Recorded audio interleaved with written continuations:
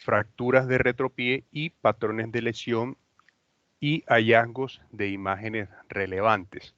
Aquí está el nombre de los autores y hacen parte del Departamento de Radiología de la Universidad de San Diego, California. Bueno, a manera de introducción, el retropié está formado por el astrágalo y el calcáneo y se extiende desde la articulación tibioastragalina y sus respectivas articulaciones proximales y distales. El pie se divide en antepié, mediopié y retropié, y este paper hace énfasis en lo que es el retropié. Las fracturas de retropié generalmente son causadas por cargas axiales de alto impacto, como caídas desde altura, y también se han asociado a accidentes automovilísticos y politraumatismos. Son de relevancia dado que en ellas existe una alta prevalencia de osteoartrosis postraumática que desencadena dolor, rigidez y limitación para la movilización de la articulación y causa diferentes anomalías en la función del tobillo y del pie. Es de suma importancia la precisa comprensión de las lesiones por imágenes, por radiografías y particularmente por tomografías, para así de esta manera lograr una adecuada restauración de las superficies articulares y una correcta alineación del retropié, lo cual se define a través de una correcta inmovilización o una fijación rígida hasta la consolidación de las respectivas fracturas. Las fracturas del retropié hacen parte del 17% de lo que son las fracturas del pie y tobillo. Las fracturas de calcáneo son más frecuentes que las fracturas de astrágalos y, como había mencionado antes, son las consecuencias de unas cargas axiales, generalmente de alto impacto, y los politraumatismos. Para desarrollar desde la parte del paper, desde la parte anatómica, mencionan que el astrágalo es un hueso que irregular, pero básicamente tiene dos morfologías importantes, las cuales son la cúpula del astrágalo y el cuerpo, que tiene forma cilíndrica. Este tiene 7 carillas articulares.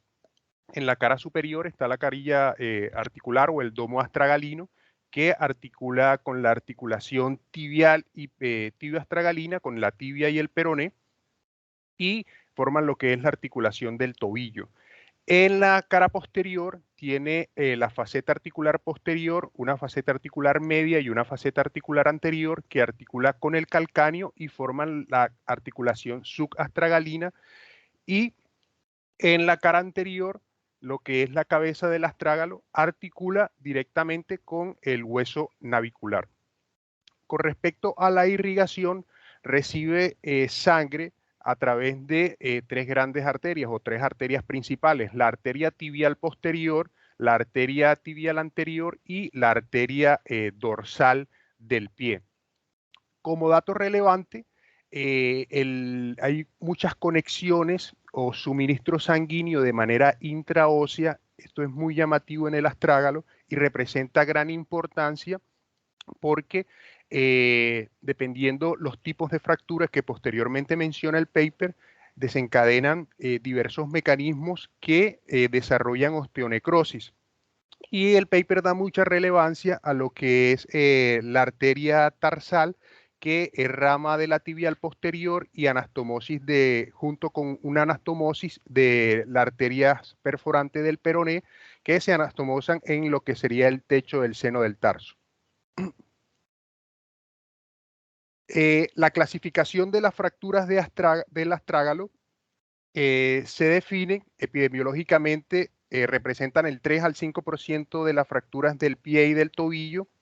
Hasta el 85% de los pacientes que tienen fracturas concomitantes de la extremidad, sea de los malleolos hasta en un 22%, del fémur en un 12%, de la columna toracolumbar en un 7% y del calcáneo contralateral hasta en un 4%. Se ha demostrado que la radiografía no tiene una sensibilidad muy alta, se considera del 74 al 78% para la detección de las fracturas del retropié y se considera la tomografía como una herramienta casi imprescindible para establecer un diagnóstico claro en el sentido de las diferentes orientaciones que pueden presentar los trazos de fractura. Teniendo en cuenta esto, la clasificación la definen como del cuerpo, del cuello y de la cabeza del astrágalo. Con respecto a lo que o qué estructura anatómica representa o separa lo que sería el cuerpo del cuello, y se basan en la faceta articular lateral. Todas las fracturas que sean anteriores a la faceta articular lateral representan fracturas del cuello. Y las fracturas de la cabeza son las que está en contacto directamente con el hueso navicular. Teniendo en cuenta lo anteriormente descrito, las fracturas del cuerpo talar, que representan el 7% al 85% de las fracturas del cuerpo, del tobillo, se dividen en trocleares o de procesos. Las fracturas trocleares por compresión o las fracturas del domo osteocondral representan el 26% de las fracturas del cuerpo talar y se dan por un mecanismo de impactación mecánica que no siempre es traumático. Las lesiones se dividen en lesiones laterales y lesiones mediales, siendo las lesiones mediales las que representan el más alto porcentaje y son las lesiones que desarrollan más síntomas, y estas tienden a ocurrir posterior a una inversión traumática con o sin dorsiflexión. Para este tipo de clasificación, de las clasificaciones de las fracturas del domo astragalino o las fracturas osteocondrales, se ha determinado la clasificación, o se usa la clasificación de Ben-Harty, y se complementa con la clasificación de Scranton, que la divide las fracturas osteocondrales de 1 al 5. La clasificación tipo 1 son las lesiones del domo astragalino que representan edema óseo. Las lesiones tipo 2 son las lesiones en las cuales hay una disrupción de lo que es el cartílago osteocondral, y con edema óseo. Las lesiones tipo 3 no solamente hay una disrupción, sino que hay un fragmento completo de fractura, pero no hay desplazamiento del mismo, como podemos ver en los diagramas tridimensionales que muestran abajo de las imágenes por resonancia. Acá vemos cómo ya no solamente hay fractura de una porción osteocondral, sino que hay desplazamiento de la misma, y se adicionó una quinta clasificación que ya corresponde a una fractura o un defecto osteocondral que se llena de líquido de la articulación. Entonces se va a ver como una lesión quística a nivel subcondral que puede o no presentar edema. Otra de dentro de estos tipos de fracturas también están las fracturas trocleares o las fracturas del cuerpo del astrágalo, que estas se dan por cizañamiento del cuerpo del astrágalo y son causadas por dorsiflexiones y cargas axiales del pie. Pueden presentar tanto un patrón frontal, un patrón sagital o transverso, pero el patrón de fractura coronal es el que más está descrito, el que más se ve en este tipo de fracturas, y es importante determinar el grado de desplazamiento, ya que esto está estrechamente relacionado con lo que es el tratamiento quirúrgico.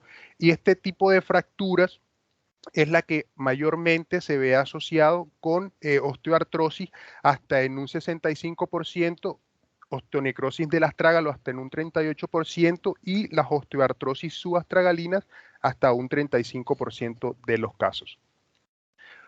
Otra de las clasificaciones son las fracturas de los procesos astragalinos, que los dividen en el proceso astragalino posterior y el proceso astragalino lateral. Las fracturas del proceso posterior comprenden el 21% de las fracturas del cuerpo del astrágalo y el mecanismo es por dorsiflexión plantar extensa y está relacionado también con un mecanismo de caída. Como podemos ver en la imagen de la derecha, la imagen superior, vemos cómo hay un trazo de fractura coronal que desplaza el proceso articular posterior, tanto el medial como el lateral. Y otra de las fracturas de los procesos astragalinos son las fracturas de los procesos laterales. Acá vemos cómo estas representan el 15% de las fracturas o de las lesiones de tobillo y se da la clasificación de Hanskin, que las dividen en tipo 1, tipo 2 y tipo 3. Básicamente, estas dependen no solamente de la que si es fractura completa o incompleta, sino de si hay conminución o no de la misma. La tipo 1 son lesiones de fracturas que involucran los dos procesos o las dos superficies articulares, tanto lo que sería la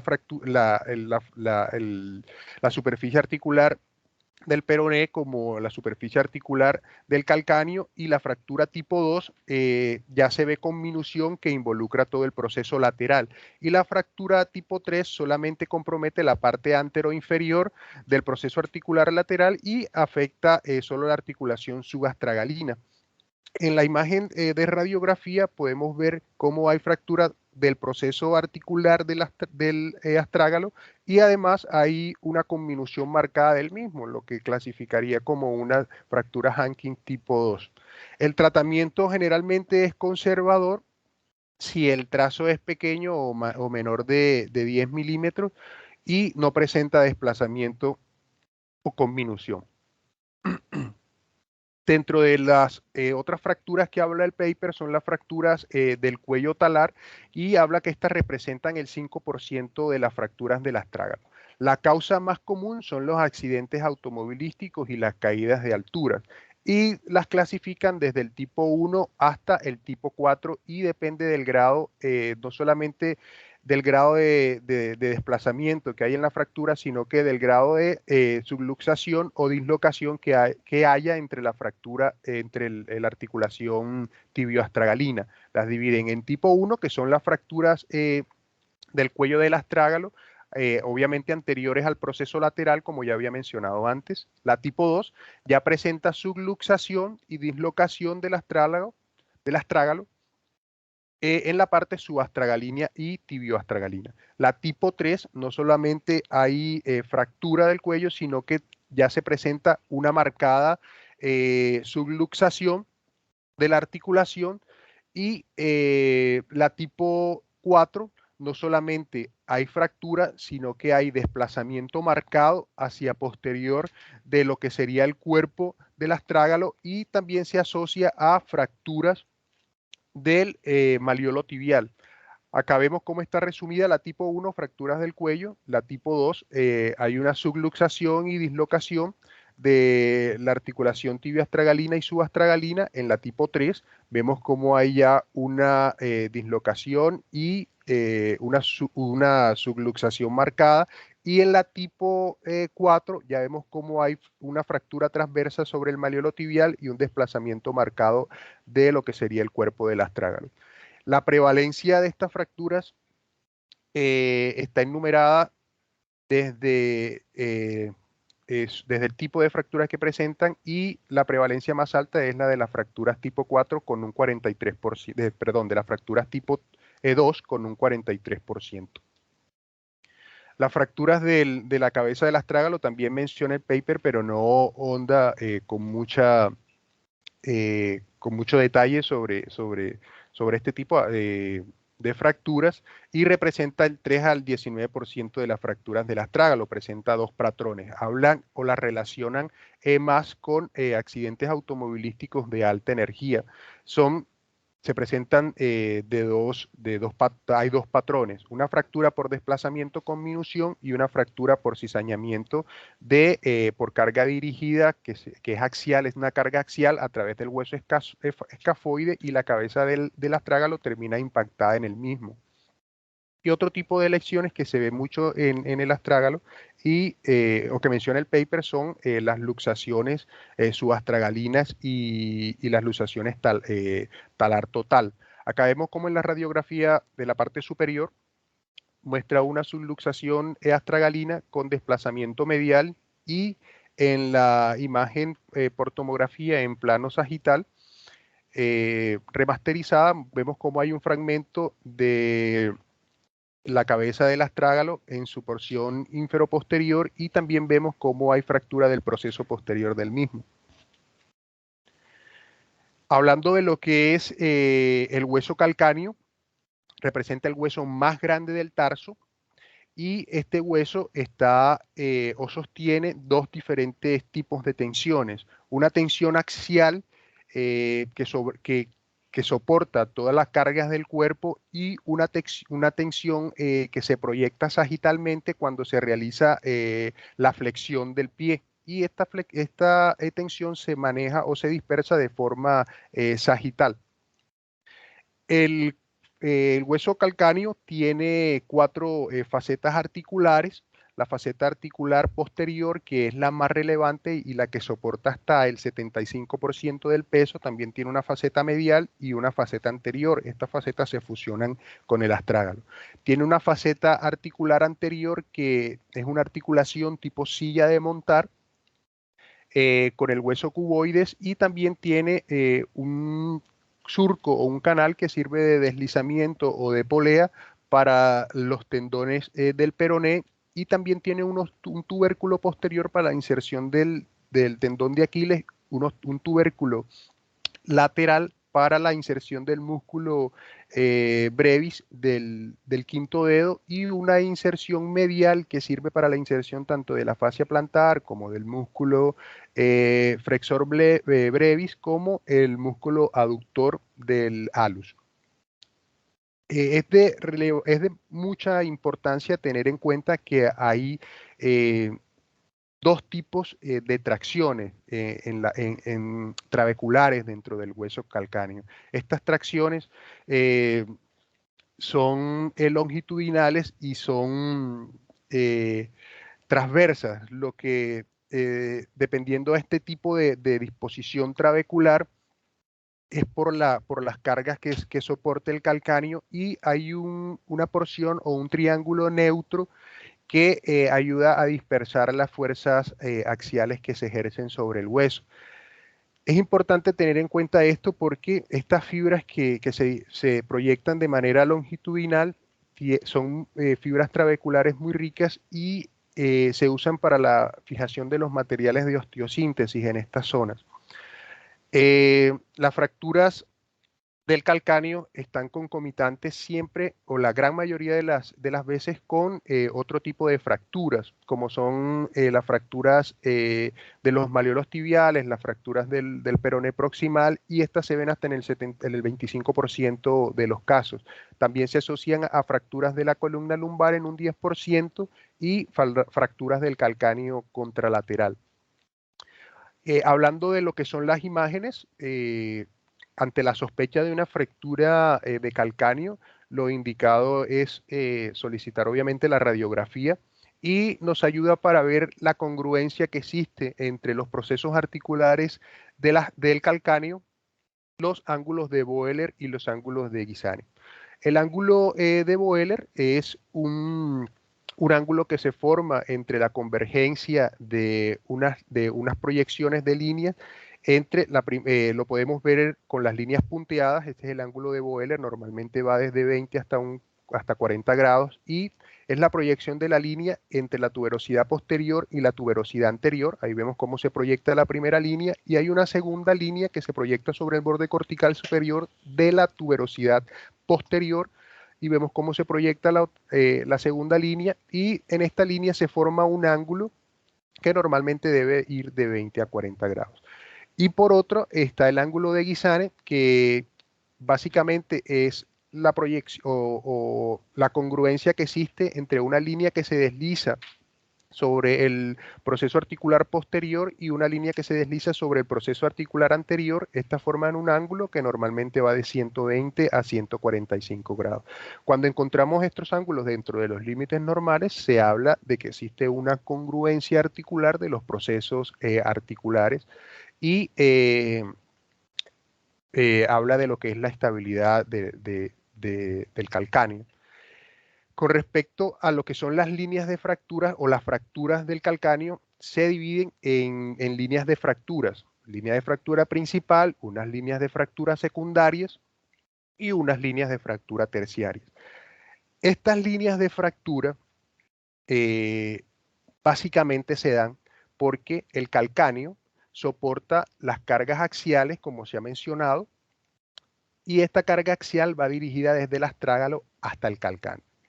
Esto en una caída proporciona o se ve un mecanismo de una fractura que se dispersa de manera sagital sobre el hueso. Esa es la primera fractura, que se denomina la fractura tipo B. Esta fractura, dependiendo si el mecanismo o el momento donde se realizó el trauma estaba en eversión, esta fractura se proyecta en forma lateral, o si en el momento del trauma el calcáneo estaba en inversión, se proyecta una fractura más medial. Y estas fracturas van a dividir el hueso calcáneo en una porción anteromedial y en una porción posterolateral. La porción medial va a ser una porción sustentacular y la porción posterolateral va a ser una porción que va a contener o va a comprometer la tuberosidad posterior y el cuerpo. Y las líneas de fractura secundaria se dan por contusión anteroinferior. La contusión anteroinferior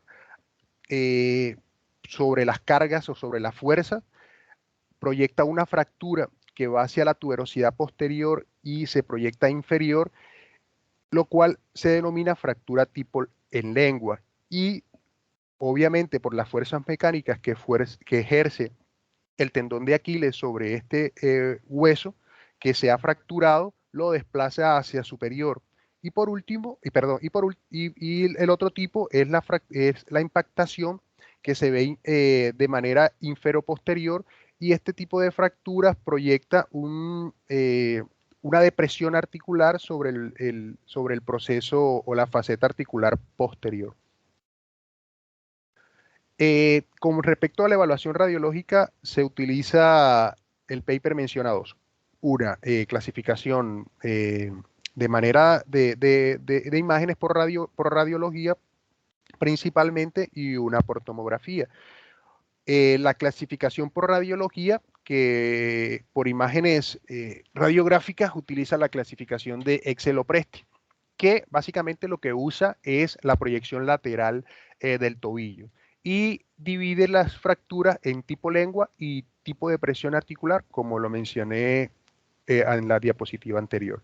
La tipo lengua representa el 25 o el 35%, es la más frecuente, y esta, como podemos ver en la radiografía, y como mencioné anteriormente, se da por la carga axial en la región anterior e inferior, y esto hace o desplaza la porción de hueso fracturado hacia superior por la tracción del tendón de Aquiles, y este tipo de fractura se asocia hasta en un 21% con complicaciones de los tejidos blandos, y también se asocia hasta en un 38% con fracturas avulsivas sobre la inserción de la fascia plantar. Y por último, el tipo de depresión articular, que se da por la carga axial, pero esta carga axial es anteroposterior, y este tipo de fractura se extiende también hasta la tuberosidad posterior del calcáneo, pero hay depresión de la faceta articular posterior y hay pérdida de altura del calcáneo.